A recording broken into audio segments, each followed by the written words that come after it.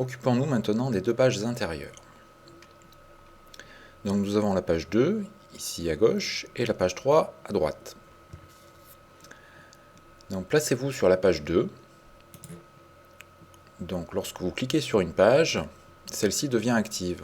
Vous voyez le bord rouge ici, qui correspond au bord du papier. Donc ouvrez le gestionnaire de repères, nous allons placer les repères afin de découper ces deux pages. Un peu comme pour la page de garde. Donc nous mettons 3 repères horizontaux par rapport aux marges, avec une gouttière de 10, et un repère vertical avec une gouttière de 10 également. Nous allons répéter ces repères sur la page 3. Donc cliquez maintenant sur la page 3 pour l'activer. Et je recommence. Les 3 repères horizontaux avec une gouttière, un repère vertical avec une gouttière de 10 également.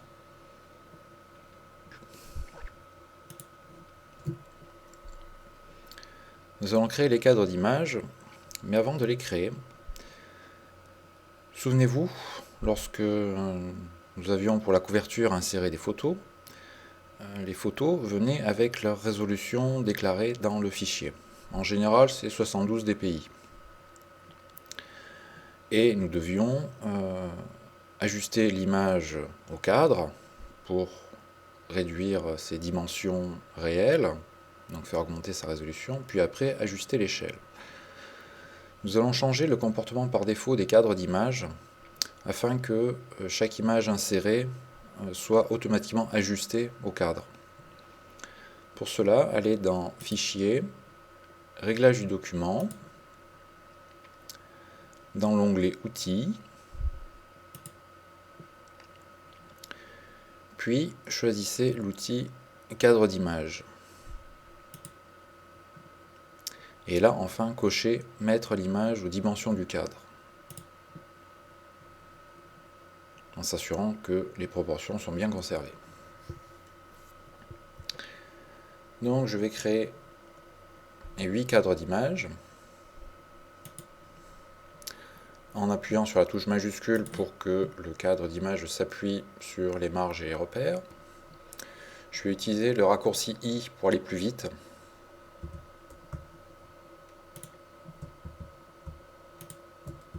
Et maintenant, je vais copier ces 4 cadres d'image vides. Donc d'abord je les sélectionne, puis je les copie. Je me place sur la page 3. Je m'assure que le contour est bien rouge, ce qui montre que la page est active. Et là, je colle ce que je viens de copier. Et automatiquement, les cadres d'image se mettent à la même position qu'ils étaient sur la page où je les ai copiés. Maintenant, il ne reste plus qu'à insérer les images.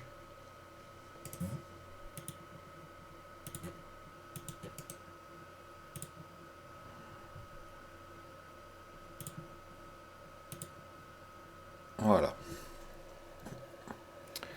Et dernière étape, c'est ajuster les images pour qu'elles remplissent bien le cadre. Donc maintenant, pour chaque image, on peut se contenter pour certaines, effectivement, de ne pas les déplacer. Mais pour celle-ci, par exemple, je repasse en mise à l'échelle libre. Je m'assure que la chaîne est bien reliée ici. Et j'augmente l'échelle. Je peux zoomer pour mieux me rendre compte de la situation. Passer en édition de contenu pour finaliser le déplacement.